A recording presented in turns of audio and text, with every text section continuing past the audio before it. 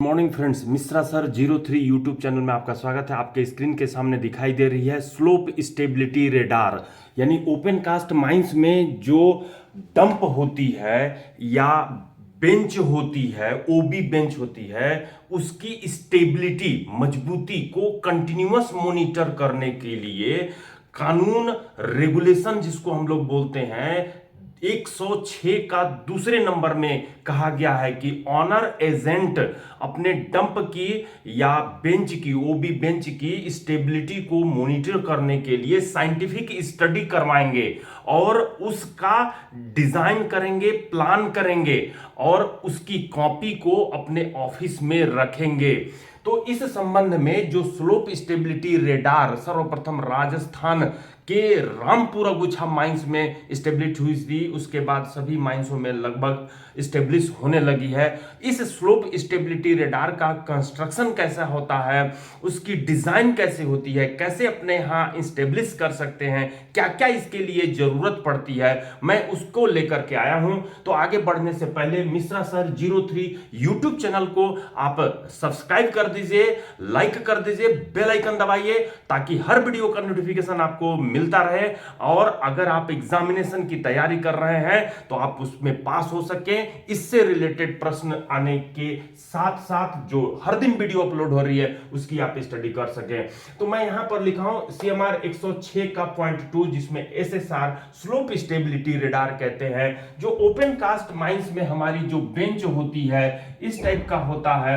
और इस बेंच में हम लोग एक स्थिर जगह पर, जहां पर हमारी क्या होती है, एक रेडार होती है, ये अपनी रेडार है, RADAR रेडार होती है, जो ट्राइपॉड स्टैंड पर खड़ी की जाती है, ट्राइपॉड स्टैंड पर खड़ी की जाती है और लेवल की जाती है। लेवल हम लोग स्पीड लेवल से लेवलिंग करते हैं, तो रेडियो डिटेक्शन एंड रेंजिंग बोला जाता है। रेडियो RA मतलब रेडियो, DAD मतलब डिटेक्शन, A मतलब एंड और R मतलब रेंजिंग। रेंजिंग मतलब कि हमसे कितनी दूरी पर, यानी कि इस रेडार से ये बेंच कितनी दूरी पर है वो रेंज जो है बताती है।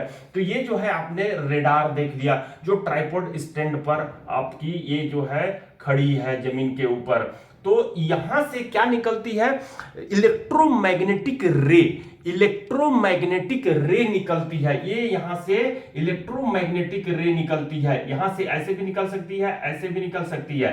ये जो है वर्टिकल में 100 डिग्री, 100 डिग्री कहने का मतलब 90 डिग्री आप ऐसे कहते हैं, 90 डिग्री ऐसे, तो ये हो गई 100 डिग्री। 100 डिग्री के इंक्लिनेशन पर ये रे जो है भेजती रहती है, कहां पर, बेंच में, जिसको हम लोग ओबी बेंच कह सकते हैं या ओबी का डंप कह सकते हैं, वहां पर जाती है। ये हो गई वर्टिकल की। जब हॉरिजॉन्टल की बात करेंगे तो ये जो अपनी रेडार होती है जिसमें एंटीना होता है, इसमें क्या क्या रिक्वायरमेंट है मैं लिस्ट करके रखा हूं, उसको मैं पढ़ता हूं। तो यहां पर जो ये रेडार होती है, यहां पर एक होता है क्या चीज, जीपीएस।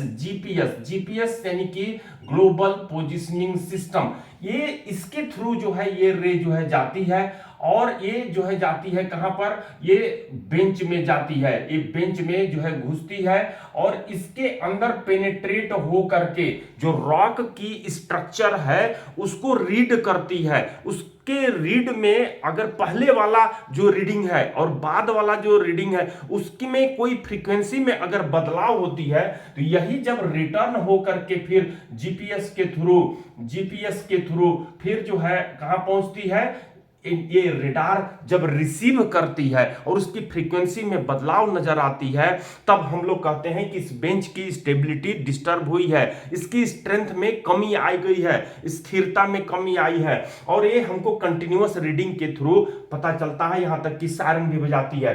तो ये जो हम लोग SSR की बात कर रहे हैं, ये जो SSR हम लोग कह रहे हैं स्लोप स्टेबिलिटी रेडार, तो ये जो है रे गई और ये इनकमिंग रे है, इनकमिंग रे। तो ये जो इनकमिंग रे और आउटगोइंग रे है, इस SSR को बनाने के लिए क्या क्या जरूरत पड़ती है। सबसे पहला में आपको एंटीना, जैसे घर की टीवी को चलाने के लिए भी एंटीना की जरूरत पड़ती थी, तो वैसे ही एंटीना की जरूरत पड़ेगी। मैं उसका पिक्चर शुरुआत में ही आपको शेयर किया।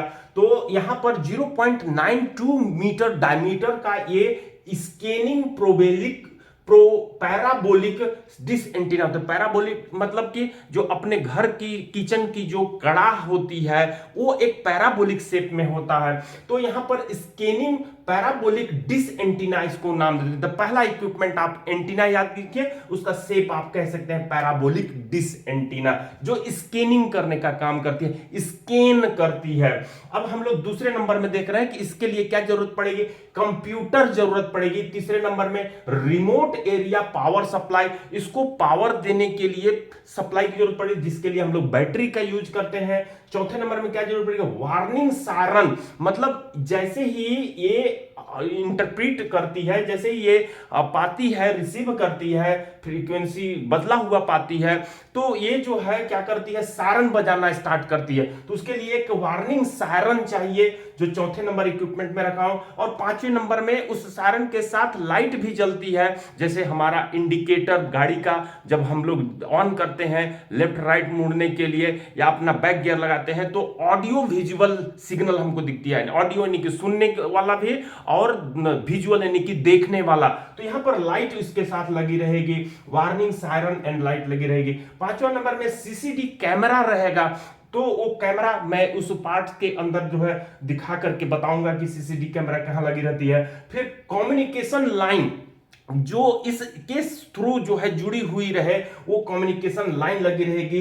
इंटरनेट कंपेटिबिलिटी भी जरूरत पड़ती है, इंटरनेट से उसको हम लोग जो गैलेना जो सॉफ्टवेयर है, गैलेना गैलेना GALENA, एक गैलेना जो सॉफ्टवेयर है, इसके साथ इसका यूज किया जाता है, जो कि हमारा कुसुंडा जो ACCL का जो प्रोडक्टिव माइंस है वहां पर इसको एस्टेब्लिश किया गया है और कई माइंसों में इसको प्लान की जा रही है। तो मैं फिर से उस पिक्चर को शेयर करता हूं, जिसको आप देखकर अपने माइंड में बैठा सकते हैं कि ये किस प्रकार से होती है।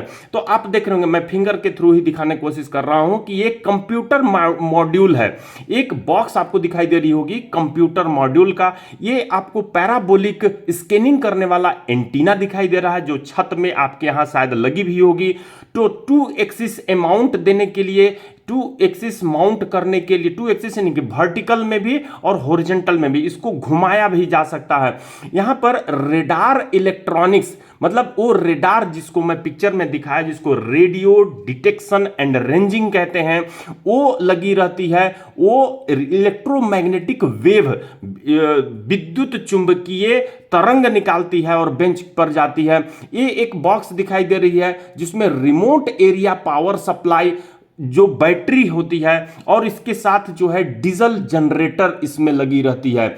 और एक और आपको दिखाई दे रही है नीचे में डिस्प्ले, यानी कि जो हमारी कंप्यूटर सिस्टम होती है वो डिस्प्ले यहां पर कराती है, दिखाती है, एंड इंटरफेस मॉड्यूल भी रहती है। और आप ये देख रहे हैं कि 3 ठो पेग यहां पे लगा हुआ है, एक उधर छिपी हुई है और एक इधर छिपी हुई है, 3 लेग छुपा हुआ है, जिसको हम लोग ट्राइपॉड एडजस्टेबल लेग कहते हैं। तो इस तरह से एक आपको देखें कि हमारा स्लोप स्टेबिलिटी रेडार कानून 106(2) के अनुसार हर माइंस में किस तरीके से एस्टेब्लिश करनी है। और इस संबंध में DGMS में यहां तक कि कई एग्जामों में प्रश्न पूछी जा रही है। तो आप इसकी जानकारी इकट्ठा किए मिश्रा सर 03 यूट्यूब चैनल की सहायता से। अगर आप सब्सक्राइब नहीं किए हैं तो सब्सक्राइब कर दीजिए और बेल आइकन दबा दीजिए मिश्रा सर 03 यूट्यूब चैनल को, और अपने फ्रेंड्स के पास भी इस वीडियो को शेयर करके उन्हें भी सब्सक्राइब और बेल आइकन दबाने के लिए बोले फ्रेंड्स। थैंक यू, अगले वीडियो में फिर से मिलते हैं।